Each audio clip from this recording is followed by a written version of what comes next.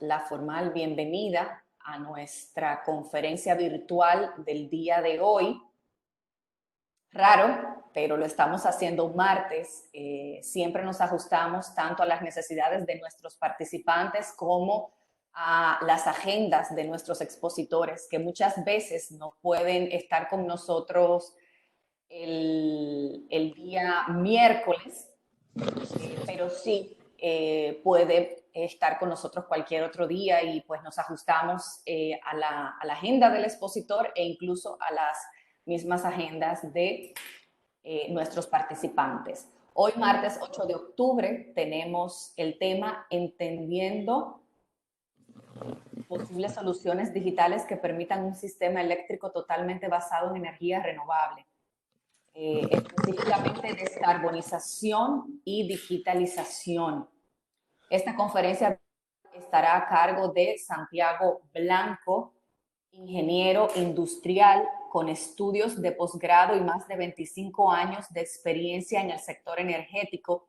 Actualmente es el director general de DNV GL Energy para España, Portugal y América Latina, liderando un equipo de más de 220 personas ubicadas entre España, México, Brasil, Chile, Portugal, Perú y Argentina. Santiago ha desarrollado su carrera profesional en Europa y América Latina, ejecutando proyectos de ingeniería y consultoría con las empresas más importantes de servicios eléctricos de la región. Sus principales áreas de actuación han sido el desarrollo de las energías renovables, la operación del sistema interconectado y el desarrollo de las redes eléctricas, combinando una profunda visión de negocios con la implementación de nuevas tecnologías. En la actualidad se interesa especialmente en la transición energética, apoyada en la digitalización y en el despliegue masivo de las energías renovables.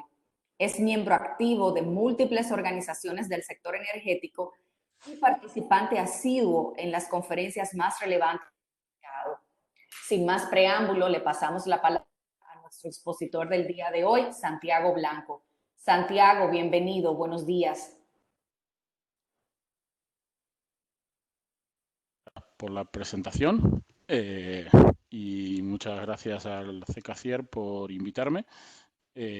Solo voy a agregar en mi presentación que tengo por todos los países que componen el CECACIER un especial cariño y presencia. Viví varios años en varios de ellos, 3 años en Panamá, un hijo panameño, viví 2 años en República Dominicana, ahí no tengo ningún hijo, y he conocido casi que todas las empresas de Guatemala, de Nicaragua, de Costa Rica, de Honduras, de Panamá y Santo Domingo.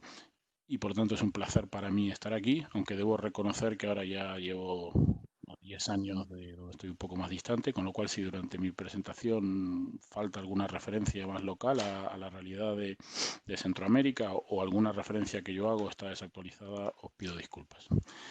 Dicho esto, vamos a la presentación que, como hemos hablado, estará en torno a 1 hora y al final hacemos una ronda de preguntas, ¿no? Entiendo que estáis viendo bien la pantalla, la presentación. Es correcto, Santiago, por acá te vemos muy bien. Perfecto, muchas gracias. Bueno, voy a intentar perder el menor tiempo posible en explicar de nuestra experiencia, pero DNVGL, que es como un jeroglífico en español, es realmente la unión de un grupo de empresas, la consolidación de un grupo de empresas que tienen más de 150 años de experiencia y creo que en el sector eléctrico principalmente son conocidas Kema, que ha sido una empresa holandesa originalmente, creada hace casi 90 años, mejor dicho, hace más de 90 años, y que ha estado presente en todo el mundo y también en Latinoamérica y en Centroamérica. Y luego Garra Hassan, que es una empresa un poco más reciente, que tiene unos 35 años, que nació en el Reino Unido y que claramente pasó a ser la líder en todo el desarrollo de las energías renovables y la DNVGL, pues es una empresa más grande de origen noruego y que integró todo este conocimiento en un conjunto, en un portfolio de servicios que hoy nos permiten hablar de casi 2.500 personas trabajando en el mundo de la energía siendo reconocidos como un asesor de gran parte de las principales empresas TC de transmisión y de distribución del mundo, en particular en el área de alta tensión de high voltage, corriente continua, un claro liderazgo. Hemos trabajado muy fuertemente en todos los temas de renovables, donde somos claramente la empresa líder en certificación tanto de turbinas eólicas como de proyectos de gran porte. Hemos evaluado más de 450 gigavatios a nivel mundial de recurso eólico y solar y hemos analizado en distintas formas en due diligence 220 gigavatios a nivel mundial, con lo cual estamos hablando de una posición muy fuerte. En mi caso, soy el responsable de España, Portugal y Latinoamérica, donde somos un equipo de 230 personas que trabajamos en el área de las redes eléctricas, las Smart Grid, temas de operación de mercado y del sistema eléctrico, mediciones y todos los temas de proyectos de energía solar, eólica y almacenamiento. Estamos presentes, además de España y Portugal, en México, en Chile, en Brasil y en Argentina, y tenemos oficinas en todos estos países. Y en particular tenemos una solución para monitorización de plantas solares que está monitorizando a nivel mundial 26 gigavatios y en el caso de Latinoamérica 6,5 gigavatios de energía solar y fotovoltaica que posiblemente constituyan algo así como el 25% o el 20% del total de la energía de capacidad instalada renovable en Latinoamérica está monitorizada por nosotros. Llevamos trabajando más de 20 años, con lo cual pues somos conocidos en el tema y aunque tal vez no tanto, pues nuestro interés es estarlo y espero que en el futuro lo estemos más. Lo primero cuando hablamos de energías renovables y cómo la red se debe adaptar a esas energías renovables, nos gustaría focalizarnos un poco, especialmente en la situación actual y donde en nuestros mercados las realidades políticas en algunos momentos condicionan el desarrollo de las energías renovables, hacer un pequeño foco dónde estamos y qué viene, ¿no? En este sentido, nos gusta hablar de transición energética. Nosotros como empresa tenemos estudios que con recursos propios y alianzas con universidades y otros expertos, todos los años prepara lo que nosotros llamamos el Energy Transition Outlook, que es un documento, bueno, es un estudio más que un documento, es un estudio muy completo que comprende múltiples documentos. Aquí arriba tenéis la dirección para la que podéis ir. Toda la información es pública y se ha transformado en un estudio de referencia. El más reciente, el del año 2019, fue lanzado exactamente hace 2 semanas, bueno, ya ha pasado más, perdón, 3 semanas, y actualiza los estudios que ya habíamos venido realizando los años previos. Por nuestra parte, lo primero que decimos de este estudio es que no es un estudio o un análisis universitario de distintos escenarios deseables de lo que es el despliegue de las energías renovables y de lo que es el deseo de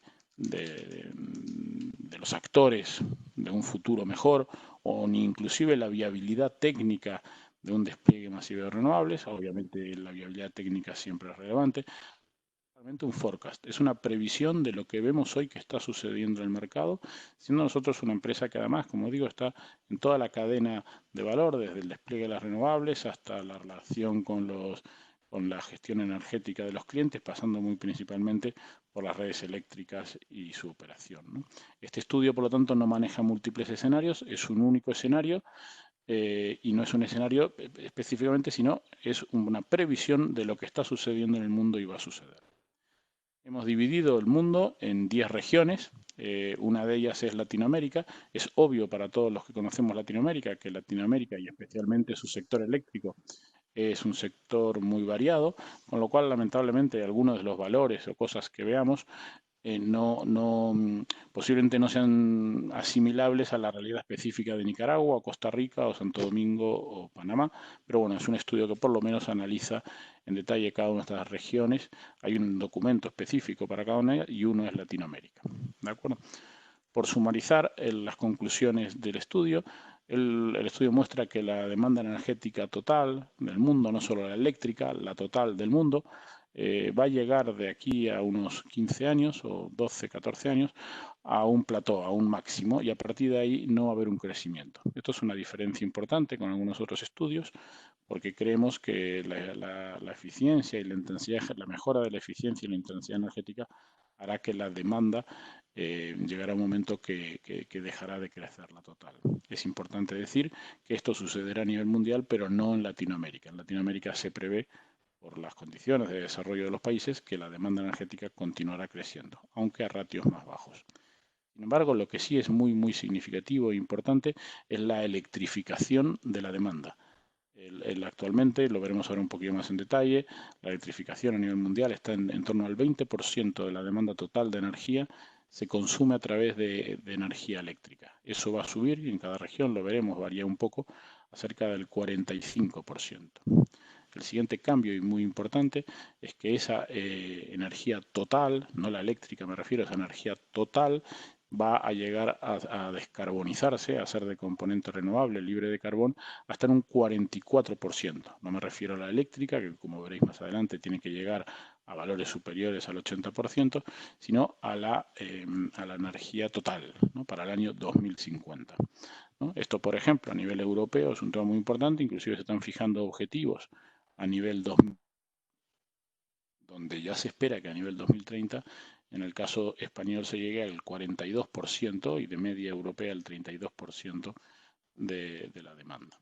El siguiente punto es que obviamente la combinación de esta electrificación de la demanda con la descarbonización, muy principalmente en la energía eléctrica, permitirá que el porcentaje de energía eléctrica generada de fuentes renovables será muy alto. Es cierto decir también que en el caso de Centroamérica esto ya es así. Tenéis como región la suerte, entre comillas, de tener una elevadísima, yo en el último informe que estaba mirando de CEPAL, superior al 70% de la generación media de los países de Centroamérica, es ya hoy principalmente por la energía hidroeléctrica de origen renovable. Pero todos sabemos que, aunque pueda haber un crecimiento de la energía hidroeléctrica, por razones ambientales y de disponibilidad del entorno, es muy difícil seguir creciendo en la energía hidroeléctrica y es claro que la solar y la fotovoltaica son las que más crecerán en los próximos años. En nuestro caso vemos unos crecimientos muy altos, como veremos en detalle, en capacidad instalada solar y fotovoltaica, que obviamente tiene un impacto enorme sobre la operación del sistema y la gestión de las redes de transmisión y distribución. Y finalmente, lo que más importante para nosotros es que todo esto será económicamente viable, no requerirá, será positivo para la economía en su conjunto, porque, como veremos ahora, la mejor forma de medir la viabilidad o la eficiencia del sector energético es el peso que el consumo energético tiene en el total del Producto Bruto del mundo y de cada uno de sus países. Y como veremos más adelante, el estudio muestra que la energía como tal reducirá su peso relativo en el GDP, en el Producto Bruto, del 5% al 3,2%. Económicamente conveniente. Disculpa que las slides estén en inglés, obviamente yo hablo, pero bueno, entiendo que se puede con mi explicación y si hay alguna duda sobre ello ya la profundizo después, ¿no? Si vamos al detalle de estos puntos que he señalado, el primero es el pico de la energía primaria en el año 2032. La demanda de energía tiene un pequeño desfase con la energía primaria, su pico es un poquito después, pero el mensaje es a nivel mundial. El consumo energético mundial llegará de aquí a 15 años a un pico, ¿vale? Obviamente, como veis en este cuadro, las reducciones más importantes se dan principalmente en carbón y en petróleo, y el despliegue más importante se da en las nuevas formas de energías renovables, ¿no? En términos relativos, el gas y la biomasa se mantienen en términos absolutos, pero en términos relativos decrecen, ¿no? Obviamente el gas es indudablemente, como se ha hablado muchas veces, y el estudio lo muestra, un elemento clave para balancear y dar apoyo y flexibilidad al despliegue de energías renovables. Bueno, si descomponemos la gráfica anterior en lo que es fósil de no fósil, vemos que pasaremos de lo que en el pasado era pues menos del 15% de la energía de origen renovable y lo que en la actualidad pues está en esos valores o un poco más, a casi un 50%, un 44% será renovable, ¿no? Algunos estudios previos nuestros inclusive eran un poco más optimistas, pero uno de los mensajes que estamos transmitiendo y que queremos transmitir para todas las regiones es que la dinámica del mercado y las necesidades del sistema permiten ser hasta más agresivos en esta previsión, pero los dos limitantes más importantes para llegar a esto son, por un lado, la disponibilidad de redes eléctricas para conectar las energías renovables, muy claramente en varios países de Latinoamérica, y en segundo término, la complejidad de operar un sistema con una energía variable, como es la renovable. Con lo cual, aspectos como la flexibilidad y el almacenamiento son claves. Y el tema del almacenamiento, como veremos después, y la aparición de nuevos carriers de almacenamiento como el hidrógeno, son los temas donde tenemos más incertidumbres del impacto real que tendrá. Cuanto mayor sea la flexibilidad del sistema y en la capacidad de almacenamiento, se podrá acelerar hasta, como veremos, los valores que el planeta, que el mundo requiere. Que si vamos a estos porcentajes, yo creo que se puede decir que Latinoamérica muestra claramente que va a ser uno de los países, uno de los sectores, regiones, donde el despliegue de las renovables en términos relativos va a ser más importante. Estas son las 10 regiones. La primera, con un valor muy alto, es el África subsahariana, donde el peso de la biomasa es muy significativo, y aquí, contra la tendencia de los otros, el desarrollo económico reducirá el peso de la biomasa y deteriorará lo que hoy por hoy es un nivel muy alto de energías renovables, aunque básicamente por biomasa.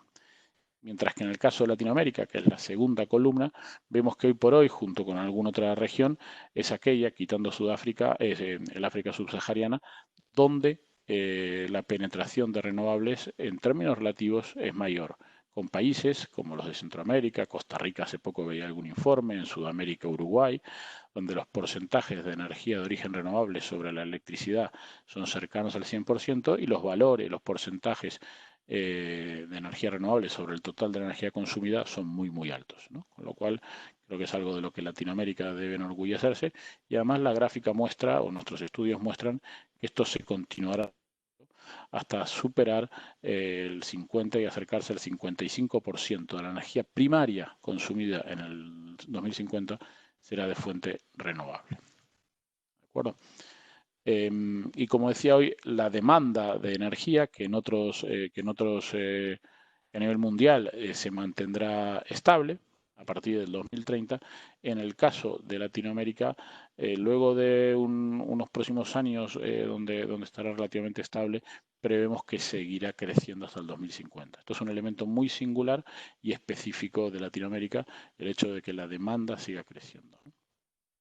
Si cruzamos todas estas variables en lo que es las 4 variables básicas que queremos analizar, que son, primero, la riqueza de los países, la producción de los países y del mundo a nivel global, la población, el consumo energético y finalmente las emisiones de CO2, vemos que el comportamiento de la economía continúa básicamente la tendencia de crecimiento que viene teniendo, con lo cual se espera que, comparado con el valor 100 aquí es el año 2017, con lo cual esperamos que más que se duplique, casi que una vez y media más la riqueza, ¿no? La población, sin embargo, esto está en línea, nuestra visión es un poco más conservadora que la de las Naciones Unidas, la población seguirá creciendo, pero crecerá significativamente por debajo de ese ratio de crecimiento de la producción, crecerá en torno al 25-30%. Como decíamos hoy, el consumo total a nivel mundial de energía crecerá hasta el año 2030 y pico, a partir de lo cual se mantendrá estable y declinará, y prevemos que el consumo energético en el año 2050, de el consumo primario será aproximadamente igual al que tenemos hoy, ¿no? Y sin embargo, dado que ese consumo primero será más eléctrico y seguro será más renovable, prevemos que ese consumo generará un 50% menos de emisiones, ¿no? Con lo cual, desde esa perspectiva, las noticias son buenas. Para nosotros, que trabajamos en el sector eléctrico, un elemento clave y un mensaje clave que tenemos que transmitir y para el que nos tenemos que preparar es que aunque la demanda no crezca, lo que sí crecerá será la demanda eléctrica, porque habrá una electrificación de la demanda, ¿no? Como muestra aquí, actualmente estamos en torno al 20% de la demanda cubierta por consumos eléctricos y esperamos que esto llegue hasta el 45%, 40 y algo por ciento. Esto es fundamental como elemento porque esto obviamente, primero, bueno, para todos los que trabajamos en el mundo eléctrico es trabajo y es necesidades de adaptarse a esto, ¿no? Pero para la sociedad y también para los inversores es importante entender que todo esto, y ese es el mensaje principal, genera una gran necesidad de inversión para cubrir este crecimiento de la demanda eléctrica, ¿no? Si analizamos por región el nivel actual de la electrificación, en este caso Latinoamérica tiene un comportamiento medio, intermedio, esta es la columna del centro, está en un 18% de electrificación de la demanda y esperamos, nuestra previsión es que subirá aproximadamente en línea con todos los otros hasta una media del 45%. Esto significa que a igual volumen de demanda total estaríamos casi que 18 por 3, multiplicando 2 veces y media la demanda eléctrica. Como en el caso de Latinoamérica, además está previsto que la demanda total crezca, esto significa que la demanda eléctrica que tendrá en energía, en gigavatios horas, Latinoamérica de aquí al 2050, posiblemente se triplique con respecto al valor actual. Entonces, ¿qué está sucediendo desde el lado tecnológico para atender a este aspecto? Es un poco lo que entendí que interesaría hablar y aunque da para hablar horas y además sería mucho más para hablar interactivamente, voy a intentar cubrir los aspectos más importantes que creo que están sucediendo, ¿no? Lo primero y más significativo es que cada tecnología con distinta velocidad, pero todas las tecnologías renovables están teniendo unas curvas de aprendizaje, ¿no?, que les permiten bajar sus costes de forma muy significativa, ¿no? Esta es la curva de aprendizaje que nos da una idea de la velocidad de caída, donde, como sabéis, la eólica fue la primera que tuvo una gran curva de aprendizaje, pero rápidamente la solar la batió. Y lo que estamos viendo es que las baterías están igualando y superando en su curva de aprendizaje a la energía solar, ¿no? Esto es muy relevante. Esto combinado, como veremos después, con el rápido desarrollo de las tecnologías digitales, complementan todo este despliegue con una digitalización de la red para gestionar tecnologías de generación. Con lo cual, desde el punto de vista de la tecnología, el mensaje importante es que cada vez hay más tecnología disponible y económicamente muy competitiva. Podríamos decir, con cuidado, muy barata. Esto lleva a que nuestra previsión de cómo se cubrirá a nivel mundial la demanda eléctrica, como habíamos visto en una de las curvas anteriores, subirá muy fuertemente por la electrificación de la demanda, nos muestra que el grueso de la demanda nueva será cubierta con energía eólica y solar. Esto obviamente región a región varía, pero a nivel mundial, como veréis, el crecimiento de la solar y el viento es bestial. Llega a escenarios donde, sin contar la hidroeléctrica, el 63% es lo que prevemos será de forma eólica y solar. Esto, cuando la agregamos eléctrica, nos permite llegar a niveles muy altos, ¿no? Si esto lo traducimos en capacidad instalada, lo anterior era energía, gigavatios hora, teravatios hora. Si esto lo traducimos en gigavatios, en capacidad instalada, estamos, y además por las peculiaridades de la energía eólica y solar, por su factor de capacidad, que aunque ha mejorado muchísimo, obviamente es menor al de una planta convencional, vemos que la capacidad instalada necesaria será muchísimo más alta, pues será pues posiblemente 5 veces más alta que la actual, ¿no? En términos de teravatios, estamos previendo que entre viento y solar a nivel mundial se tiene que conectar 14.000 gigavatios, 14 teravatios. Para que os hagáis una idea, hoy no sé si creo que hemos superado el teravatio de energía eólica y solar, con lo cual pasaremos de 1 a 15. Si vamos a Latinoamérica, ¿sí? Si vamos a Latinoamérica, a nivel de energía, la combinación de eólica y... Voy a intentar mover esto, que si no, no veo. La combinación de eólica y solar junto con hidroeléctrica nos permite estar ya en valores cercanos o superiores, perdón, al 90%. Yo creo que posiblemente Centroamérica, si hubiéramos tenido la capacidad de hacer un foco mayor en Centroamérica y no en Latinoamérica, obviamente cada país es distinto Costa Rica que República Dominicana, pero posiblemente su conjunto esté igual o superior a estos valores de Latinoamérica, ¿no? Como veis, la energía hidroeléctrica en el caso de Latinoamérica es hoy ya muy importante, indudablemente, sigue creciendo y siendo muy importante, ¿no?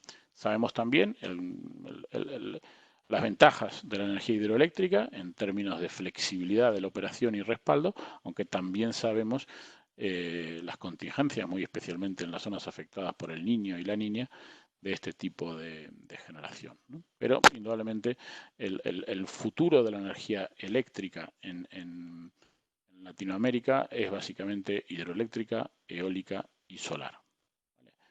En el resto, como veréis ahí, pues se mantendrán las energías fósiles, pero claramente declinando en valores absolutos y muchísimo más en valores relativos, ¿no? Si seguimos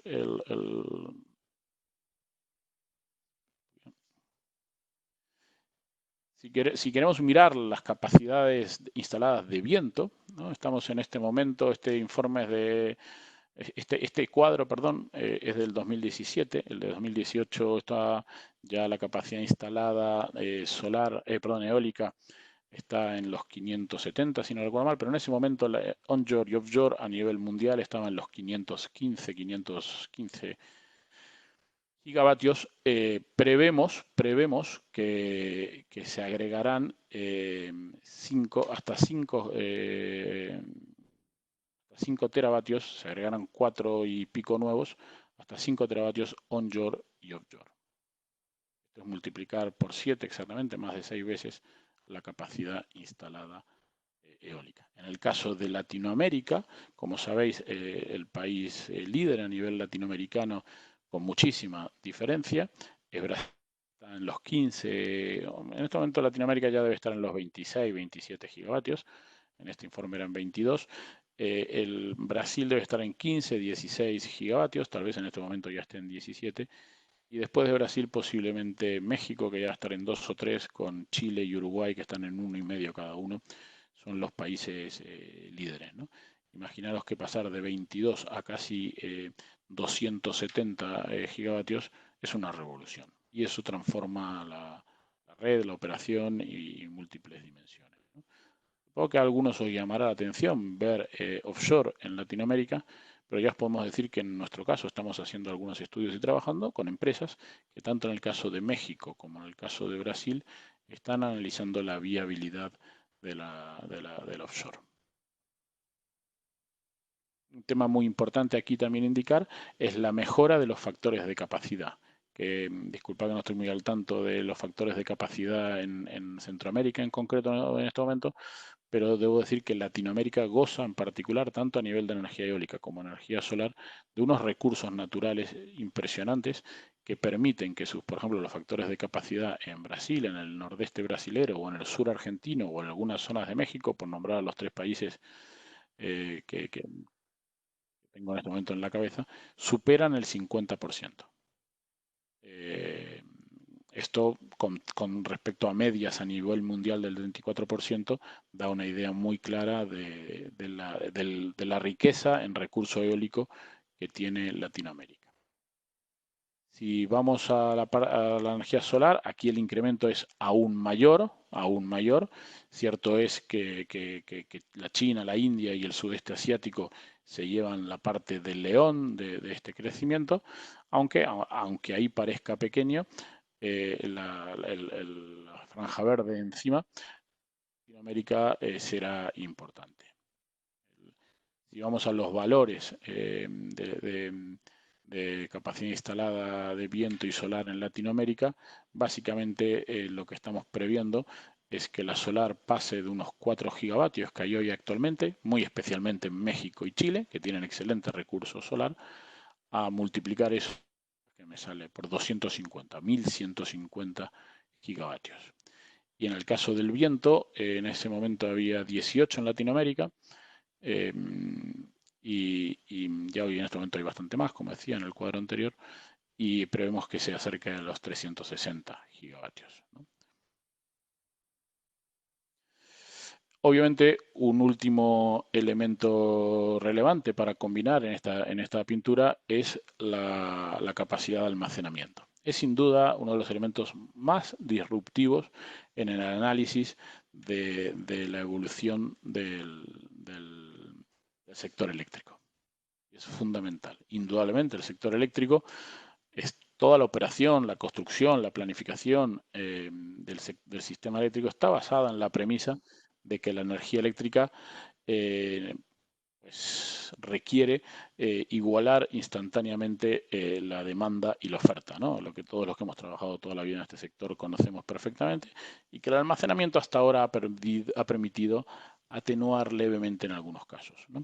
Indudablemente, en un escenario de altísima penetración de energía variable, como es la eólica y solar, en caso de no existir una capacidad de almacenamiento relevante, pues obviamente tendremos que ir a escenarios de curtailment, de deslastre, de desconexión de energía eólica y solar en los momentos de gran producción muy, muy altos, y a la inversa necesitaremos para los momentos de muy bajo recurso eólico y solar unas enormes capacidades de respaldo a nivel de plantas convencionales, ¿no? Con lo cual, como veremos ahora un poquito más adelante, a nivel de digitalización, la operación del sistema y la operación del mercado tendrán una complejidad muchísimo mayor que la que tenían cuando estábamos acostumbrados a trabajar con una combinación de plantas hidroeléctricas y plantas convencionales.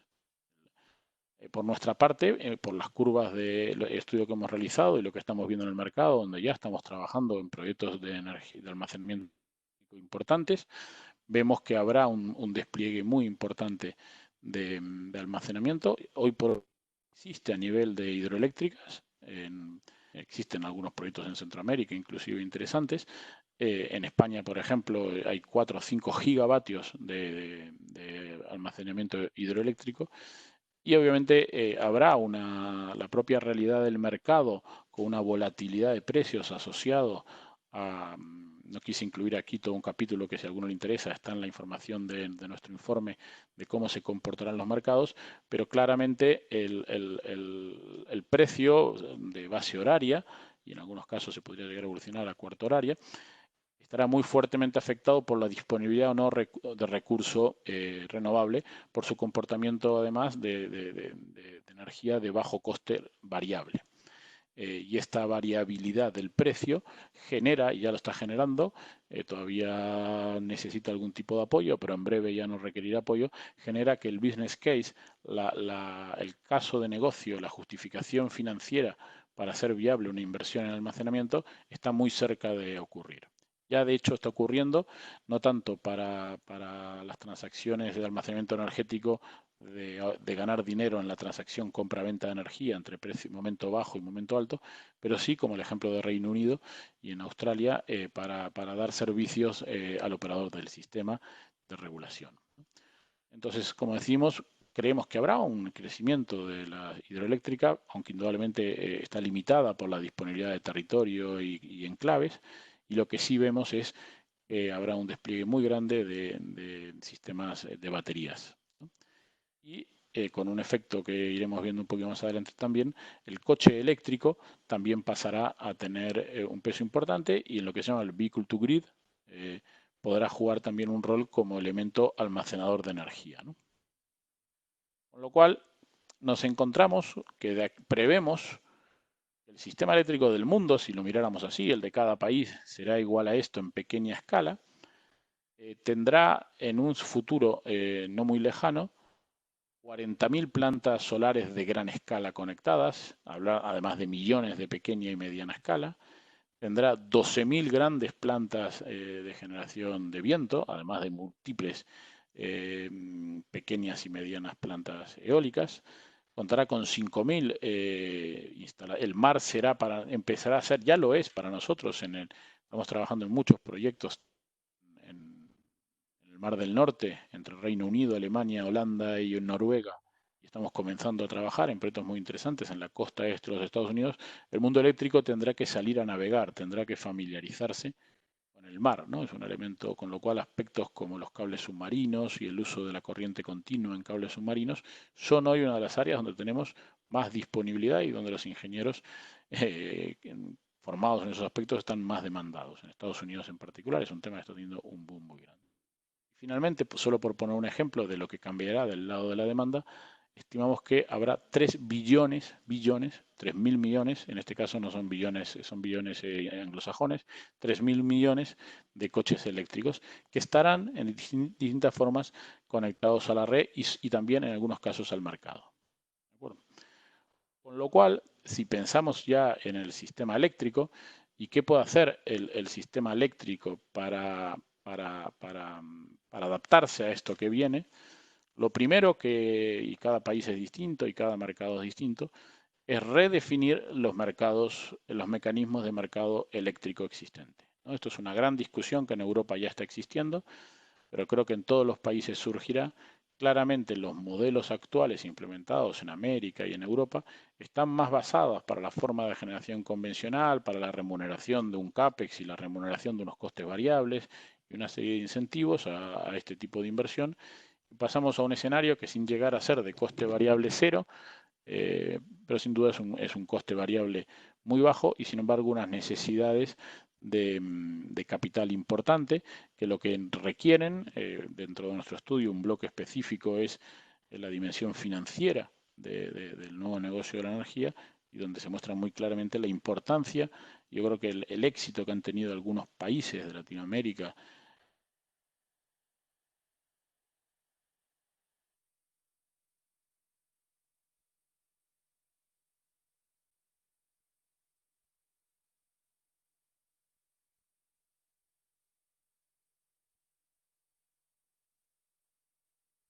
Hemos dejado de escucharte.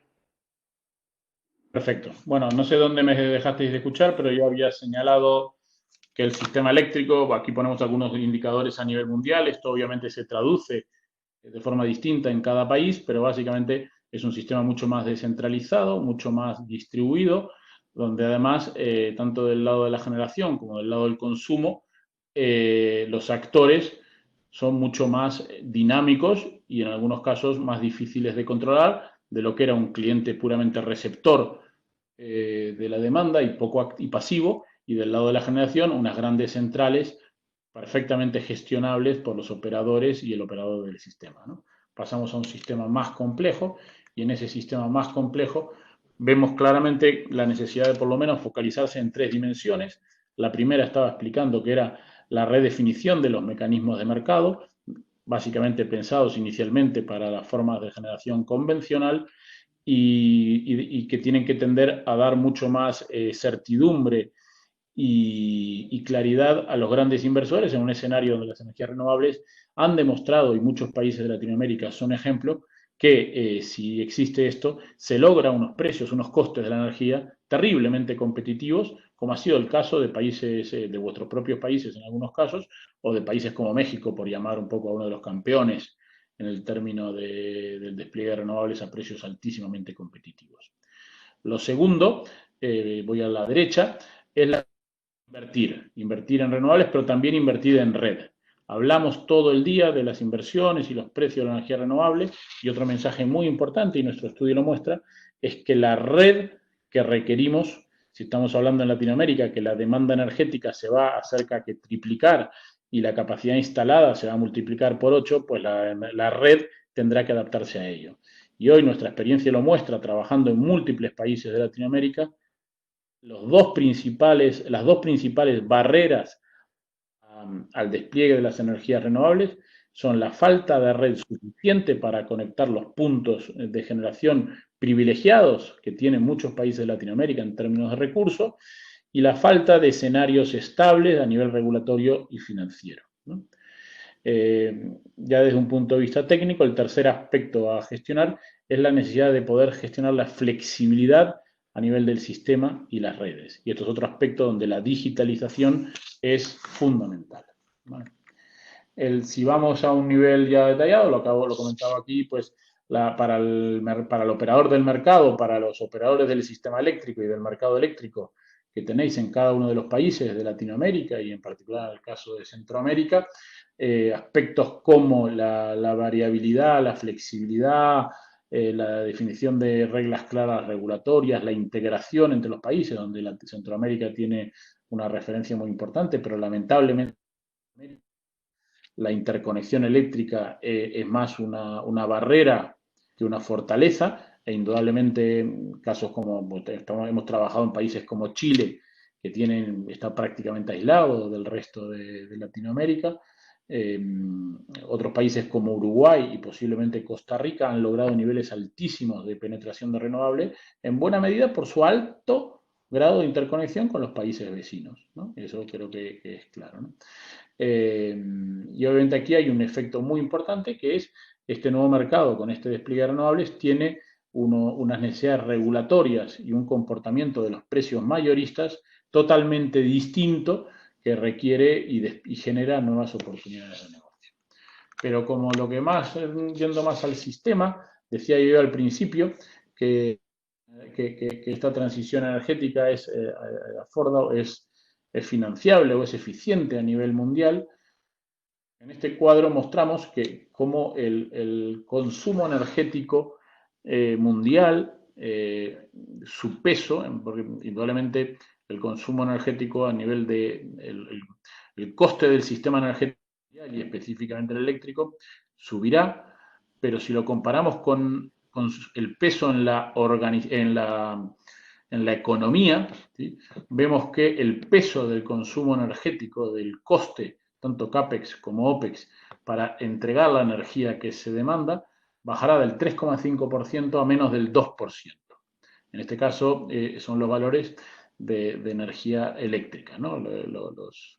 Y como vemos, el peso de la red, hoy por hoy el consumo eléctrico tiene el componente fósil, a la izquierda del gráfico, es con diferencia el más importante, y eso hace que estemos siempre dependientes del valor del gas, del petróleo.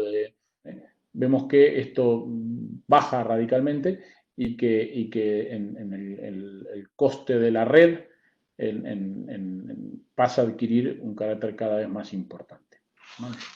No porque crezca, porque si fijamos en términos relativos se mantiene,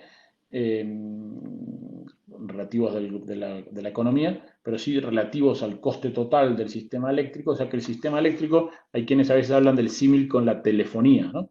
En la telefonía antes pagábamos las llamadas por minuto y cada vez nos hemos ido más a un escenario de tarifa plana, ¿no? Yo tampoco creo que el escenario de tarifa plana esté cercano, pero cada vez más el sistema eléctrico hay que pensarlo desde el punto de vista de las capacidades y no tanto de los consumos. Dicho de otra manera, pues cuando la clave es la capacidad de estar conectado a la red que un punto de generación o de consumo tenga, y una vez que estemos en condiciones, quitando la variabilidad de la disponibilidad de recursos eólicos o solares, habrá muchos momentos a lo largo del día donde el consumo variable, el consumo energético puro, no será relevante comparado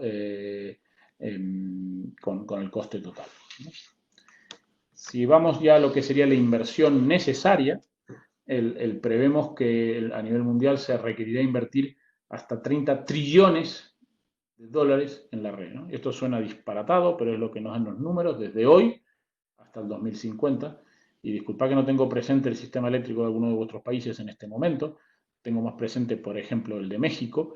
El caso de México es un caso sintomático, donde hoy por hoy las limitantes principales son la conexión, por ejemplo, de Oaxaca, donde hay un enorme potencial eólico, con el centro del país, o la conexión del norte, donde también hay sobre la costa del Golfo un buen potencial eólico, o todo el norte, donde hay un excelente recurso solar, o inclusive la conexión de la zona de Baja California que está hoy por hoy aislada, ¿no? Países como México tienen hoy aún, si no recuerdo mal, 3 o 4 sistemas aislados, ¿no? En el caso de Chile, por poner otro ejemplo, hace poco se logró por fin interconectar la zona norte y la zona centro.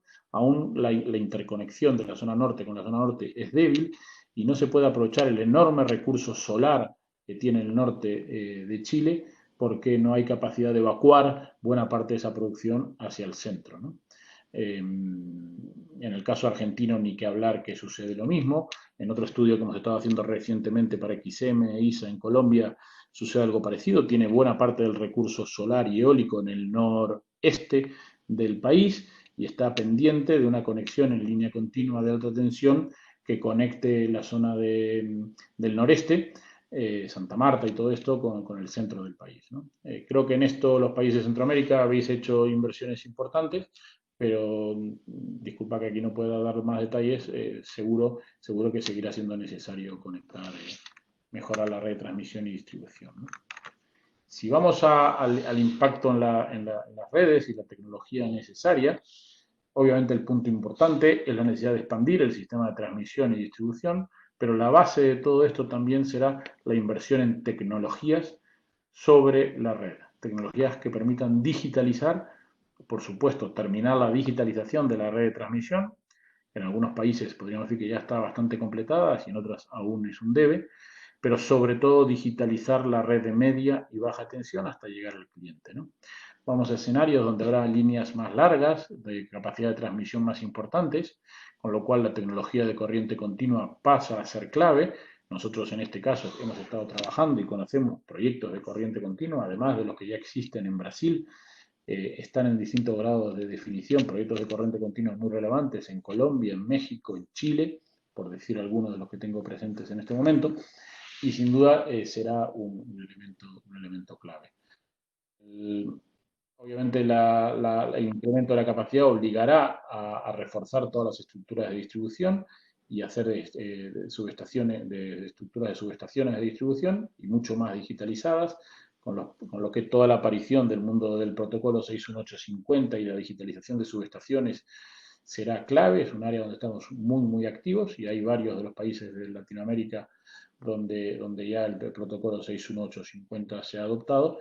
Y finalmente, todos estos clientes tendrán que estar conectados de forma activa porque muchos de ellos serán consumidores activos, algunos de ellos tendrán generación distribuida, otros querrán tener almacenamiento y además las propias formas de consumir la energía requerirán de contadores inteligentes que, que serán necesarios en todos los países, porque cada vez más se requerirán estructuras de tarificación, de pricing dinámico, donde el cliente tendrá que tener por lo menos un consumo bidireccional para cuando tenga generación y además requerirá hacer una gestión mucho más precisa de su consumo horario, en algunos casos cuarto horario, de sus consumos máximos, de sus intensidades, de sus potencias contratadas.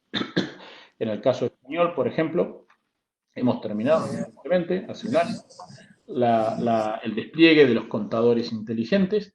Yo creo que es una gran historia de éxito, donde nosotros además hemos sido la empresa que ha ayudado a Iberdrola, Ganatrol Fenosa y EDP a definir el protocolo interoperable que ha permitido que más de 20 fabricantes de contadores desarrollen sus contadores inteligentes y haber terminado desplegando contadores inteligentes y conectados con un precio por nodo que no supera los $30, $35 incluimos en los equipos de comunicación, ¿no? Creo que esto es un gran éxito.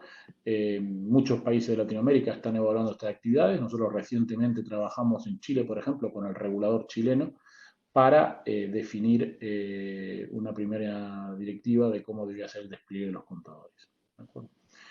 Entonces, si vamos a lo que sería ya el despliegue de las redes, el, claramente, aunque en todos los niveles, esto es a nivel mundial, aunque en todos los niveles será importante la inversión en red, claramente es en la extra alta tensión y ultra alta tensión, los niveles por encima de 220 y claramente 400, 500, 700 y en algunos casos por encima de 1000, que es la ultra en ciertos países, serán claves para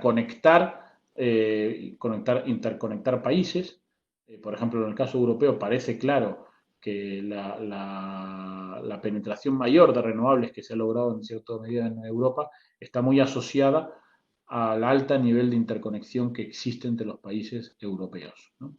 Y sin embargo, España y Portugal, que tienen una alta interconexión entre ellos, están prácticamente aislados del resto de Europa. Europa ha definido como requerimiento mínimo que la interconexión entre un país o conjunto de países con otro debiera ser como mínimo el 10% de la capacidad instalada. En el caso español, la capacidad instalada son 100 gigavatios, con lo cual si le uniéramos a Portugal, que tiene otros 30, serían 130 gigavatios, deberíamos tener entre 10 y 13, depende de cómo consideremos a España o a España y Portugal juntos, gigavatios de capacidad de interconexión con Francia para conectarnos con el resto de Europa y lamentablemente esa capacidad no supera actualmente los 3 gigavatios, ¿no? Esto es hoy por hoy, por ejemplo, una de las grandes limitantes al despliegue de renovables y sin duda cualquier escenario de despliegue masivo de renovables requerirá un fortalecimiento de todas las estructuras de interconexión, razón por la cual a nivel europeo se han definido por la Comisión Europea unos programas de inversión prioritarios, Priority Common Investments, Infrastructures, para justamente reforzar la capacidad. Yo creo que en Latinoamérica, Centroamérica tiene la virtud de haber invertido en vuestra línea de interconexión que atraviesa de forma troncal todos los países de Centroamérica, eso os da una grandísima fortaleza, pero creo que es importante consolidarlo con una mayor integración en cada uno de sus extremos con el América del Sur y con México, ¿no? En el caso de los países de América del Sur, claramente la debilidad mayor que tienen es la falta de interconexiones entre Perú y Ecuador, entre Colombia y Ecuador o Venezuela, entre Chile y Argentina y Perú, eh, y aún en algunos casos entre ellos mismos. Seguimos teniendo países como México o como Chile que tienen multiplicidad eléctricos interconectados, bueno, los propios Estados Unidos, ¿no? En el caso de Chile, como comentaba, se ha ya logrado interconectar los dos sistemas principales, pero existen a nivel más pequeño y marginal dos pequeños sistemas aislados y sobre todo la interconexión entre norte y centro es aún limitada, ¿no? Con lo cual creo que otro mensaje muy importante que hay que transmitir es la necesidad de invertir en redes de transmisión y tecnología hoy por hoy para hacer esto, ¿no? Si seguimos hablando del sistema eléctrico, indudablemente otro gran actor que va a revolucionar el sistema eléctrico va a ser el despliegue de los coches eléctricos. Esto es un tema donde en general existe un cierto escepticismo, sobre todo en ciertos países donde todavía el despliegue no ha comenzado, pero ya hay países donde este despliegue es muy importante. Nuestra empresa, su matriz es Noruega, por lo cual yo viajo a Noruega con cierta frecuencia. En Noruega hoy ya, realmente el año que viene, ya más de la mitad de los coches vendidos, de los nuevos coches vendidos a partir del año que viene, este año están al 40 y pico por ciento, a partir del año que viene, más de la mitad de los coches nuevos serán eléctricos puros o eléctricos enchufables con híbridos, ¿no? En mi caso, yo conduzco y siempre lo cuento cuando hago presentaciones, un coche híbrido enchufable y yo os digo que el confort, el rendimiento y el ahorro energético y económico es tan importante que una vez que te acostumbras será difícil cambiar. Obviamente esto requiere infraestructura, infraestructura eléctrica y aparición de los actores para desplegar estos puntos, pero prevemos que esto existirá y será muy relevante. Y además los números muestran que la eficiencia es impresionante y que a nivel de sistema en su conjunto, no tengo ahora las cifras, por ejemplo, para España, pero creo que podríamos prever si en España creo que hay unos 20 millones de coches, disculpa que no tengo la cifra en la mente ahora, pero ahora si sustituyéramos la mitad de los coches de España, el crecimiento por la mucho mayor eficiencia energética del coche eléctrico, el crecimiento en demanda energética sería la tercera parte del que hoy es el consumo energético de esos coches y el sistema lo podría, a nivel sistémico global de capacidad instalada, asumir relativamente bien, ¿no? Lo que se requeriría sería una enorme inversión en infraestructuras de red y puntos de recarga y tecnología para gestionar ello, ¿no? Con lo cual eso es un poco también el mensaje, buena parte del despliegue futuro, más que requerir nuevas capacidades instaladas, que como ya hemos visto son muy importantes, requeriría interconexión, integración y tecnología para gestionarlo, ¿no? La complejidad de la interacción de estos coches con una generación variable y la aparición del coche eléctrico ya también como un elemento de capacidad, ¿no? Nuestras estimaciones a este nivel, ya para el 2032 a nivel mundial, esto también se puede ver país región por región, ya la mitad de los coches nuevos a nivel mundial que se vendan a partir del 2032 ya serán eléctricos, ¿no? Y eso en algunas regiones como Europa ya se producirá muchísimo antes. En resumen, todo este panorama que acabamos de mostrar muestra que el mundo avanza claramente hacia la descarbonización, pero de la mano de la descarbonización avanza hacia un sistema mucho más descentralizado y distribuido, con múltiples actores, que implica una enorme complejidad para la operación del sistema, ¿no? Complejidad bienvenida porque es la que permite y soporta el despliegue de las renovables, pero complejidad que requiere que los operadores del sistema, los operadores de la red de distribución, las distribuidoras, pues comiencen a trabajar en ello, y este es un aspecto clave que le llamamos la digitalización del futuro, ¿no? Aquí os pongo, luego yo dejaré disponible la presentación, ¿no? La enviaré, entiendo que por mi parte no va el problema en que está disponible. Aquí tenéis el link a otro informe que hemos hecho nosotros, que estamos haciendo, todavía quedan algunos capítulos por terminar, pero en ese link ya tenéis disponible buena parte de los informes de lo que es la digitalización del futuro, ¿no? Básicamente, en algunos lados se habla de las 3D, de la digitalización, la descarbonización, la descentralización, como elementos claves para entender la evolución del sector a futuro, ¿sí? Cuando hablamos de digitalización, voy un poquito más rápido porque ya nos quedamos cortos de tiempo. La digitalización tiene grados, ¿no? Desde lo que es la pura digitización, usando un poco de las palabras en inglés y en castellano, que es simplemente seguir haciendo las cosas iguales, pero pero digitales, ¿no? Hasta la digitalización, que es básicamente aprovechar las oportunidades de negocio, hasta lo que es una profunda transformación digital que implicará cambios de modelos de negocio. Y creo que todos hemos visto y conocido otros negocios donde la aparición de la digitalización ha permitido disrupciones importantes, como es el propio caso del negocio financiero, bancario, del transporte de los taxis, o de los sistemas de las agencias de viajes, o las compras, o los supermercados, ¿no? Todo eso que ha pasado y está pasando, lo que llamamos los Booking, los Uber, los Airbnb, todo ese mundo, los estudios muestran que perfectamente puede pasar, y muy posiblemente termine pasando en algunos aspectos del negocio eléctrico, ¿no? ¿Dónde aplicarán o impactarán esas nuevas tecnologías? Pues en todo. Pero algunas de las tecnologías que vemos y que nosotros estamos trabajando muy intensamente, DNVGL como empresa, a todos nuestros directivos y ejecutivos e ingenieros, nos estamos formando y dedicando una parte importante de nuestra jornada laboral. Yo en este momento, por ejemplo, estoy haciendo un curso, o sea, a pensar y a definir nuestro negocio, porque asumimos que nuestro negocio, nuestra actividad, nuestro trabajo, se verá claramente afectado por una disrupción que puede poner en juicio, en duda, la viabilidad de nuestro propio negocio. Y eso es un foco fundamental de nuestra estrategia, innovar y redefinir el alcance de nuestros trabajos. Tecnologías que creemos que aplican ya hoy, están aplicando en el mundo de la energía, son obviamente el blockchain. En la propia Latinoamérica hay casos muy interesantes de empresas que están ofreciendo servicios y comercialización a través de blockchain. Todos los temas de inteligencia artificial y machine learning, nosotros estamos en particular desarrollando para todos los temas de monitorización de la condición y análisis de la operación y herramientas de este tipo. Plataformas de negocio que pasarán a ser, lo veremos ahora un poquito más adelante, un foco muy grande del rol que las propias distribuidoras y empresas de transmisión y operadores del sistema deben jugar, es pasar a ser plataformas donde se comparte la información, ¿sí? La aparición de drones y sensorización remota, como históricamente ha sido temas como la inspección de líneas aéreas, ahora los parques eólicos o las plantas solares y las líneas eléctricas de media y alta tensión, la conectividad y los equipos tipo tablet, que ya creo que en buena parte de las empresas del mundo ya están plenamente implementados como herramienta de soporte al trabajo de las brigadas en campo.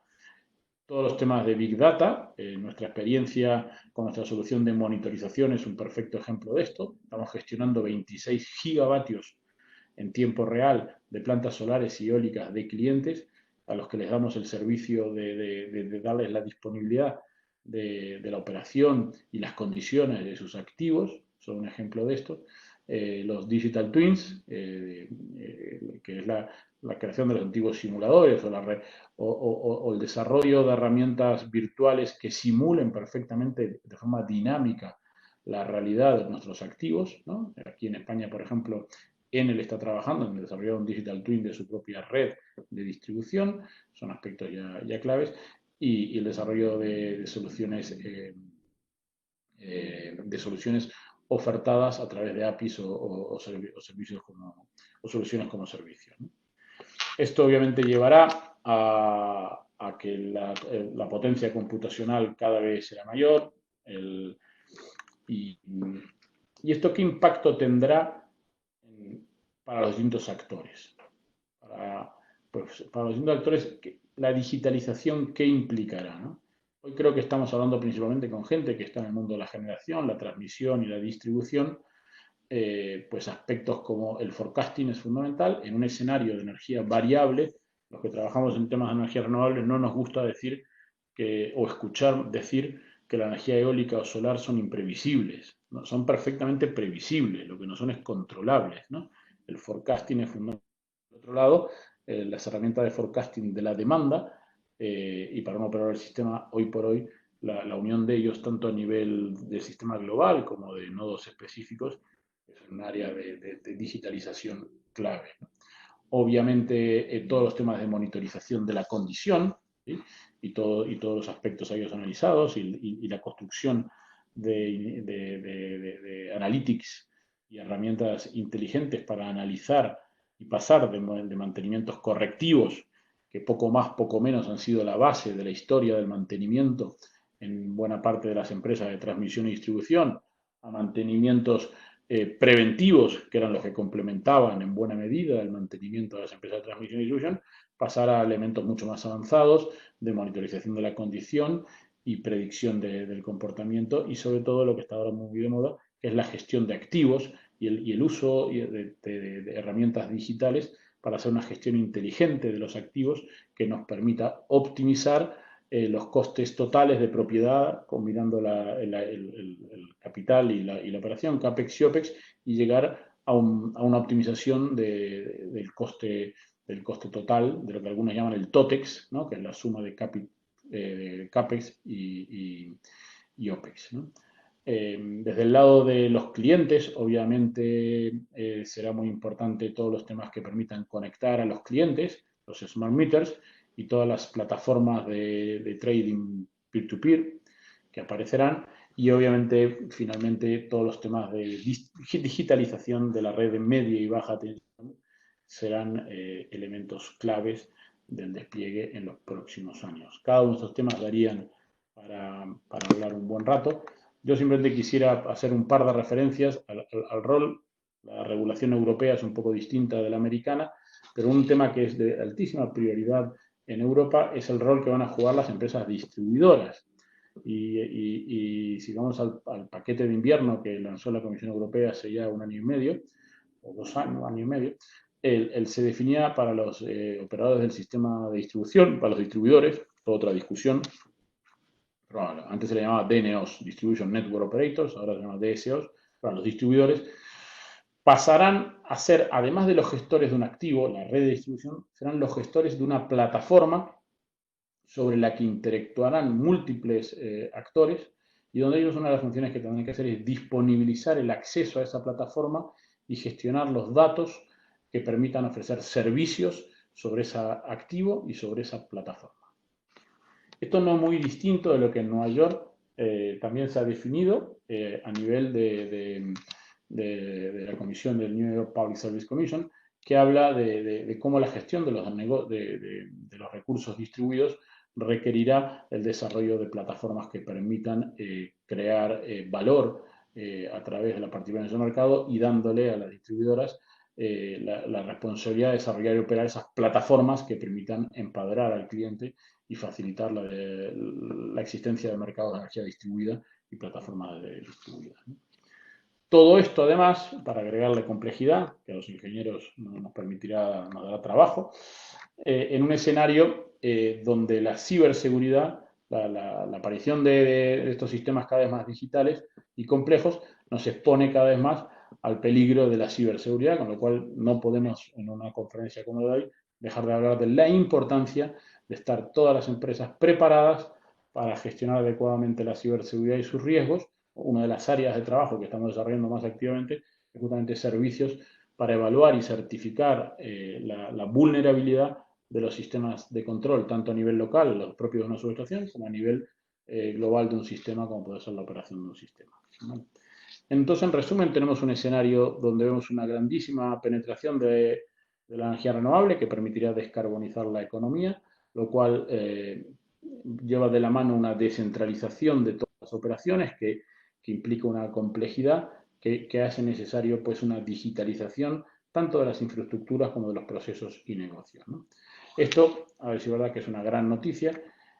Sin embargo, cuando lo traducimos en impactos a nivel climático y para entender si esto que estamos hablando es suficiente o no es suficiente, porque entre otras cosas creemos que a medida que se demuestre que no es suficiente, eso inclusive funcionará como un acelerador. Bueno, todo este escenario que hemos hablado de penetración de renovables, de despliegues de eólica y solar en cantidades absolutamente más allá de lo que hoy por hoy podríamos pensar, nuestros estudios muestran que no es suficiente para cubrir ya no el objetivo del 1,5% de sobrecalentamiento de la temperatura del planeta por encima de la media de la era preindustrial, sino ni siquiera el 2%, ¿no? Realmente el 1,5 como barrera se cruzará en nuestras estimaciones en breve. Ya en los últimos, se había logrado contener un poco el crecimiento de las emisiones de CO2, pero ya los últimos 2 o 3 años lamentablemente han vuelto a mostrar un crecimiento y prevemos que a este ritmo, y aún con todas las actuaciones que hemos indicado y señalado, la barrera del 2% se superará de aquí a unos 20-22 años, ¿no? En resumen, hay un mundo mucho más electrificado, mucho más limpio, mucho más complejo, pero que tenemos que actuar aún más de lo que este informe muestra, con lo cual también estos trabajos que hacemos pretenden ser un llamado a la acción de todos los que estamos en este tema. Y en resumen, descarbonización, descentralización y digitalización son elementos claves que se realimentan y requieren mutuamente. Y por aquí, más o menos cumpliendo la hora, llego al final. En este link, además, nosotros tenemos una plataforma de Big Data que se llama Veracity y todos los que querráis no solo podéis acceder a los informes, sino podéis acceder a los datos y hacer vuestras propias extracciones o estimaciones accediendo a este link específico que luego lo está disponible para poder conocer ya no solo el informe, sino también los datos que lo alimentan, ¿no? Y por mi parte, aquí termino la parte de exposición. Espero no haber sido demasiado largo ni demasiado aburrido y sobre todo espero haber cubierto los temas que me habíais pedido contemplar. Excelente, Santiago. Gracias por traer, por este conocimiento con todos nuestros participantes el día de hoy en esta conferencia. Tengo una pregunta lista. Exhorto a los demás participantes que si tienen alguna inquietud, algo que necesiten que Santiago les aclare, pues este es el momento justo donde deben de remitirnos esas preguntas, inquietudes. Dice por acá, las estimaciones de crecimiento implica inversiones fuertes en redes para generación, transmisión y hasta distribución. Pero eso sería un esquema tradicional de consumo de energía. Pero, ¿cómo afecta estas estimaciones la participación de los usuarios por medio de generación distribuida, microredes o almacenamientos distribuidos? ¿Contendrán las inversiones esta participación en la producción de energía?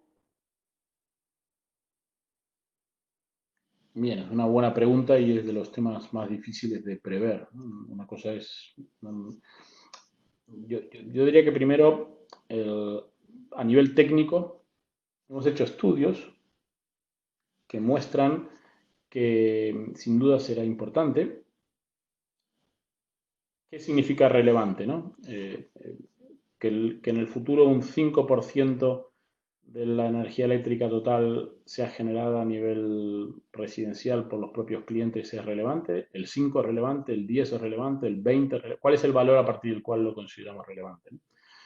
Entonces, aunque no tengo el valor ahora, yo sí creo que será relevante, pero también creo que no será el 50%. Me explico, para dar una idea de será relevante, pero será en torno al 10%, ¿no? Con lo cual, en escenarios donde el consumo eléctrico crece, multiplicándose por 2 o por 3, o ya no recuerdo la cifra que mostraba hoy en el caso de Latinoamérica, indudablemente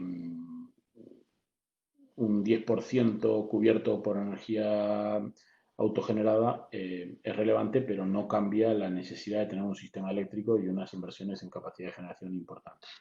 Entiendo que es relevante sí, pero en esos alcances. El segundo punto, que es el sistema eléctrico y las redes de transmisión.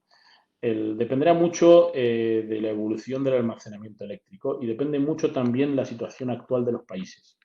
Claramente las microredes aisladas son una solución en los países por electrificar, ¿no? Yo recuerdo hace muchísimos años, Guatemala hizo una enorme inversión en electrificar el país. Posiblemente hoy ese mismo proyecto no se hubiera hecho con más microredes aisladas, no tanta necesidad de redes integradas. Sin embargo, en el caso de países, no sé, como Costa Rica, donde el grado de electrificación es prácticamente total, no vemos que tenga mucho sentido pensar en microredes aisladas. Si pensamos en microredes conectadas, lo que nosotros vemos es que al final el coste de la construcción de un sistema de transmisión está en buena medida asociado, más que a la energía que por él circula, a las capacidades o intensidades máximas que el sistema tiene que ser capaz de conectar. Y en general, dependiendo un poco de las capacidades de almacenamiento que se desplieguen, aún esos clientes que puedan tener su propio autoconsumo o despliegan una capacidad de almacenamiento muy importante o seguirán requiriendo en ciertos momentos del día o del año tener una capacidad de conexión importante. Esto nos lleva a que en general que el sistema de transmisión no haya ahorros significativos, puede haber algún pequeño ahorro, en las necesidades de invertir en sistemas de transmisión y distribución por la generación distribuida.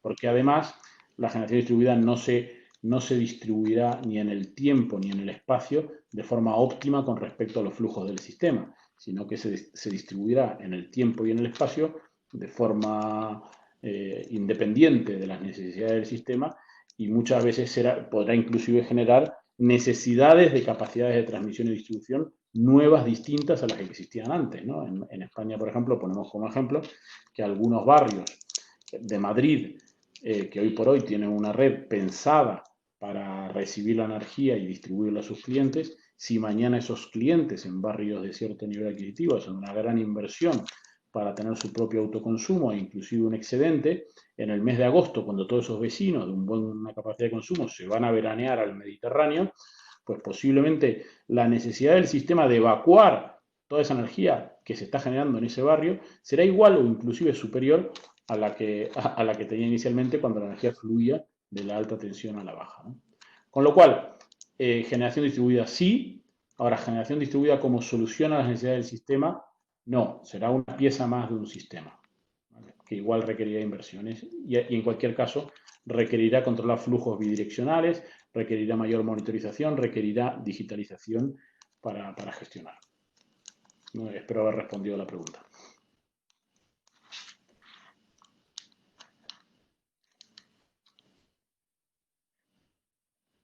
¿Sí?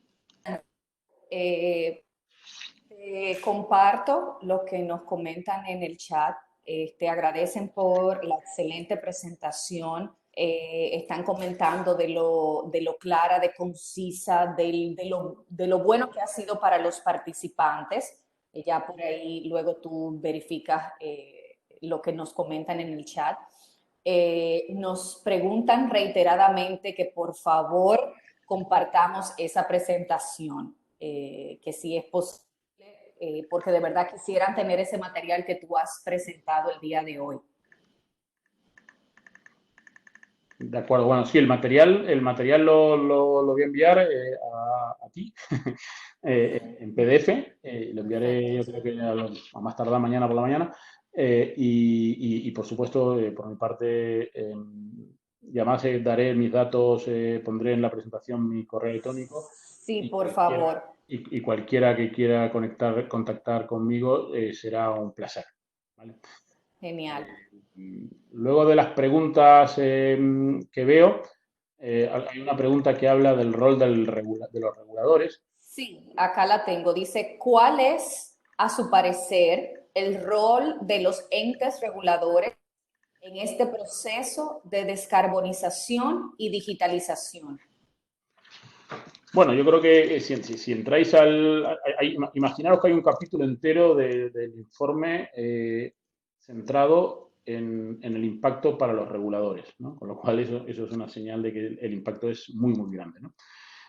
Su rol, yo creo que el rol primero de un regulador es dar estabilidad y previsibilidad. Es un rol complicado, porque por un lado tiene que dar estabilidad y previsibilidad y certeza a los actores, pero al mismo tiempo tiene que adaptarse a los cambios futuros, ¿no? O sea, es una combinación de estable pero variable, ¿no? Y eso es de lo más difícil, ¿no?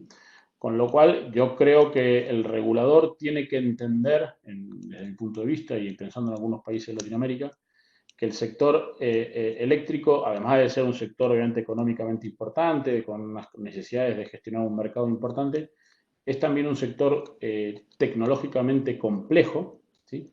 Y por lo tanto yo creo que un regulador debe oír, y creo que el español en buena medida lo ha estado haciendo, y algunos países de Latinoamérica también, tomarse muy en serio, entender la transición energética y entender cómo tanto a nivel regulatorio como no remunerativo debe adaptar sus modelos actuales, sus marcos legales y regulatorios a las necesidades de un nuevo sistema.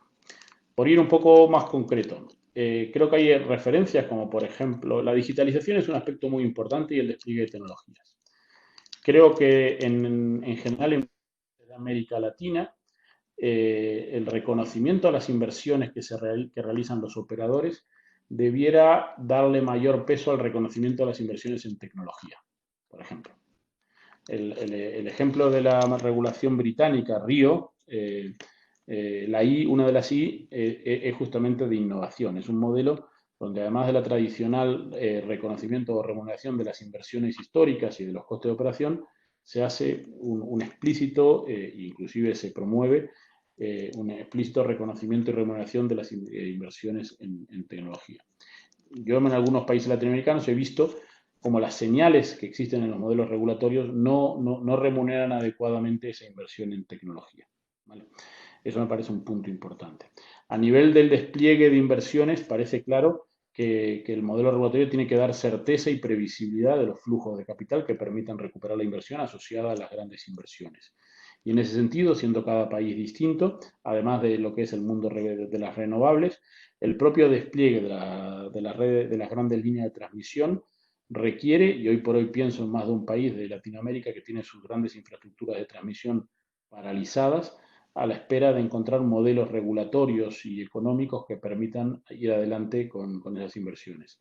Son inversiones muy importantes donde no siempre las empresas actuales tienen esa capacidad y los esquemas de inversión privada con un adecuado reconocimiento de inversión, creo que pueden ser una solución más que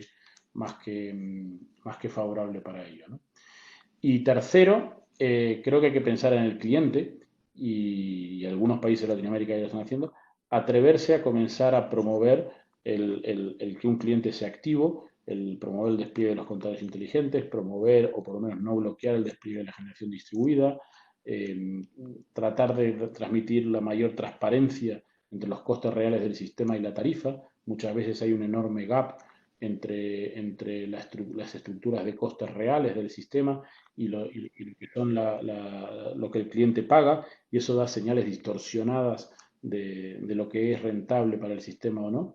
Hay que lograr que lo que es rentable para el cliente sea rentable para el sistema, y eso solo se puede hacer quitando distorsiones y generando la mayor transparencia entre lo que son lo que cuestan las cosas y lo que paga el cliente, ¿no? Y eso requiere, sin ninguna duda, ir a esquemas soportados digitalmente, donde el consumo se mida por hora y haya pues un contador inteligente que esté gestionando ello, ¿no? Por dar 3 o 4 pistas de lo que yo creo debería estar pensando un regulador, además del tema más gordo, como ponía ahí, que es pensar en los mecanismos de mercado mayorista en los que se comercializa la energía hoy por hoy, y donde creo que todavía hay mucho recorrido en todo el mundo, en Europa muy especialmente, pero en Latinoamérica también, para adaptar los sistemas, los mercados a las nuevas realidades y a los nuevos costes de la energía renovable.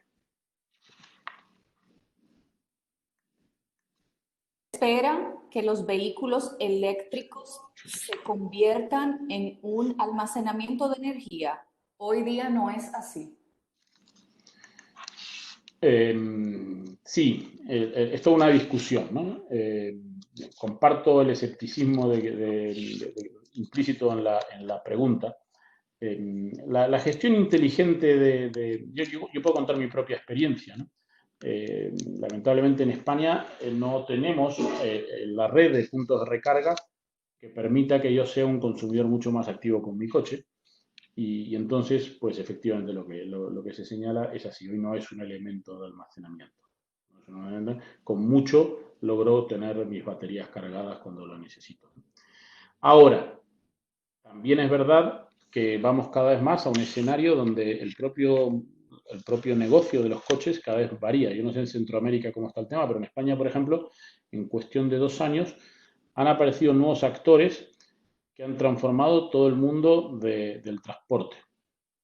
Y, por ejemplo, cuando todavía estábamos sin terminar la discusión de los Uber frente al taxi, hoy tenemos en Madrid, compitiendo con el Uber y con el taxi, 3, 4, 5 empresas que ofrecen sistemas de car sharing, todos ellos o casi todos ellos basados en coche eléctrico, que hacen que, por ejemplo, yo vivo en las afueras de Madrid, si yo un día tengo mi coche en el taller y no puedo venir en coche, hay coches en la calle, yo tengo un par de aplicaciones en mi móvil que están disponibles, cargados, conectados a la red, y yo los puedo recoger y cogerlos, venir a la oficina y dejarlos en donde yo quiera, ¿no? Un sistema de car sharing de base eléctrica que, para que os hagáis una idea, me cuesta a mí unos 15-20 kilómetros, pues 2 euros más o menos el consumo, lo que me cobrarían por conducir ese coche 20 minutos o 30 minutos. 2 euros es posiblemente lo que me terminaría costando, un poco más de lo que me terminaría costando el transporte público, y la 10ª parte de lo que me costaría el taxi, ¿no? Al punto de que, por ejemplo, mis hijos, que tienen 19 años, cada vez más, en vez de querer tener un coche, ellos lo que hacen es utilizar estas plataformas de coches disponibles, que, llevados a un extremo, incluyen las patinetas que hasta abundan ahora, y que son un montón de medios no propietarios, no propios de nosotros, de base eléctrica. Y esos, buena parte del tiempo, van a estar conectados a la red. Con lo cual no faltará mucho para que esas propias empresas que disponibilizan eso estén, en el momento que estén conectados, desarrollando soluciones o plataformas que le permitan optimizar momentos donde quieren cargar o descargar esos coches, ¿no?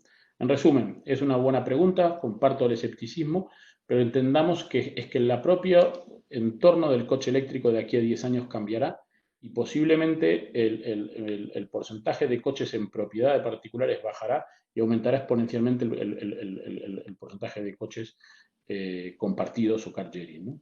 Tengamos presente, hay algún estudio que lo muestra, que de las 8.760 horas que tiene el año, hay algún estudio que muestra que un conductor medio conduce el coche, o mejor dicho, tiene parado el coche más del 95% del tiempo. Y más de ese 95% del tiempo lo tiene en la oficina, en un centro comercial o en su casa. Y en el futuro, en esos 3 lugares podría estar conectado a la red eléctrica. Nos enviaron esa pregunta más completa. La voy a repetir para aclarar los puntos conforme a la pregunta completa. Dice, se espera que los vehículos eléctricos se conviertan en un almacenamiento de energía. Hoy no es así, pues los fabricantes no lo permiten.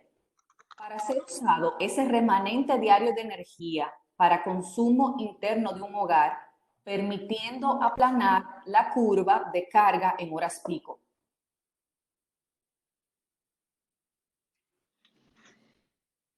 Sí, la pregunta sería en este caso concretamente Hola. Si dice, se espera que los vehículos eléctricos se conviertan en almacenamiento de energía. Sí. Hoy no es así, pues los fabricantes no lo permiten. Para ser usado el remanente diario de energía para consumo interno de un hogar, permitiendo aplanar la curva de carga en horas picos. Bien, bien. A ver, yo sí, sobre el detalle si los fabricantes actuales lo permiten o no, disculpad que tendría que preguntar a un técnico, no conozco el detalle. Yo sí puedo contar mi propia experiencia. Un coche híbrido enchufable en general hoy por hoy está teniendo una capacidad de almacenamiento de entre 8 y 10 kilovatios hora. Un coche full se va ya a cantidades superiores a esas, ¿no? El, el- el coche perfectamente, yo puedo llegar en mi coche cargado, si vine de la oficina, o puedo tenerlo cargado y llego a mi casa a las 7 de la tarde. Efectivamente, como bien dice la persona, con toda la razón, yo tendría que analizar el tema técnico que comenta, el pico de demanda y de precios en un escenario de time of usage de pricing basado en tiempo de uso.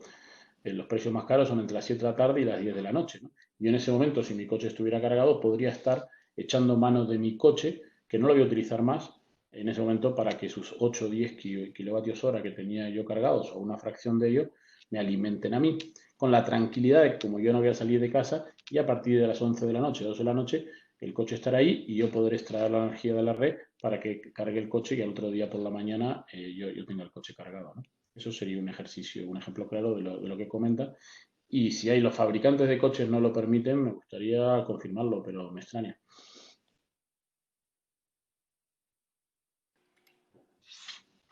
¿Se puede pensar en que haya un actor que sea más relevante que otros para la orientación de estos cambios de nuestros modelos eléctricos, en su opinión, don Santiago?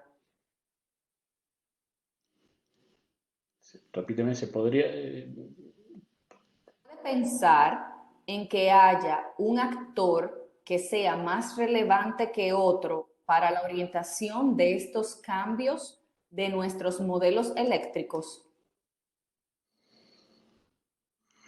Bueno, no. A ver, esto ya depende de las ideas de cada uno y yo creo que aquí la experiencia ha mostrado que cuando los mercados cuando se ha permitido a la tecnología competir y se le ha dado visibilidad, previsibilidad y certidumbre, en Latinoamérica ha habido enormes éxitos, México, Brasil, Chile, Uruguay, tiene de enormes éxitos logrando precios súper competitivos, en muchos casos con actores nuevos. Con lo cual, yo una primera parte de la respuesta que le daría a esa persona sería que hay que tratar de evitar, en los sectores que eso se pueda, barreras de entrada a la competencia, porque esas barreras siempre van a impedir la actividad, ¿no? Y creo que en el terreno de la generación, sin duda alguna, hay un recorrido enorme dando entrada a nuevos actores o permitiendo la competencia, ¿vale? En el otro extremo, y eso también depende de los modelos regulatorios, creo que hay un recorrido enorme en la aparición de nuevos agentes y actores, ¿no? En Europa, por lo menos, el actor casi que más importante que se prevé en este momento es lo que se llama el agregador de la demanda, ¿vale? Siempre se dice que un cliente individualmente no va a querer ser proactivo porque no le vale la pena, porque no tiene tiempo, y lo que se prevé en el mercado es que la aparición de agregadores de la demanda en una organización, tanto a nivel físico como virtual, físico sería que en la urbanización o el entorno se los una en una red físicamente agregada, o en virtual, en un caso de que sean consumidores dispersos agregados virtualmente. Sería ese agregador el que de alguna manera dedicaría el tiempo y el dinero en ser activo y competitivo, ¿no? Dándole a los clientes simplemente el beneficio de esto y obviamente teniendo una parte del beneficio, ¿no? En algunas regulaciones, por ejemplo en la española hasta hace poco, esos agregadores, a nivel físico por lo menos, no estaban permitidos. Y si tú en un edificio, por ejemplo, querías que todos los vecinos del edificio se juntaran, montaban unos paneles solares en el techo y se autogestionaran su consumo eléctrico, esto no estaba permitido. No se permitía la agregación de clientes eléctricos, ¿no? Y esto se modificó recientemente y esto es un claro ejemplo de una barrera regulatoria que impedía la entrada de nuevos agentes, ¿no?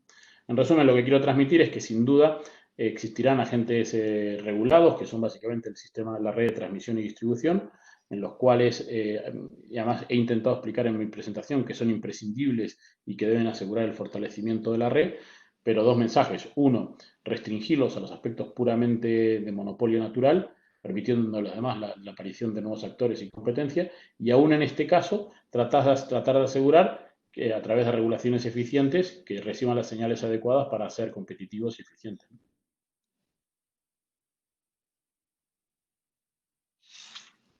Con esto entonces, pues damos por cerrado el tiempo de preguntas y respuestas e igualmente vamos llegando a lo que es el cierre de nuestra conferencia virtual, entendiendo posibles soluciones digitales que permitan un sistema eléctrico totalmente basado en energía renovable. A cargo de Santiago Blanco. Santiago, agradecerte enormemente. Como pueden ver en pantalla y como estuvimos comentando a principio de esta conferencia virtual, Santiago es el director general de DNV GL Energy para España, Portugal y América Latina. Santiago, muchísimas gracias por tomarte tu tiempo, sacar este tiempo de agenda y compartir esta experiencia con todos nosotros. De corazón, muchísimas gracias en nombre de todo el equipo de Secasier.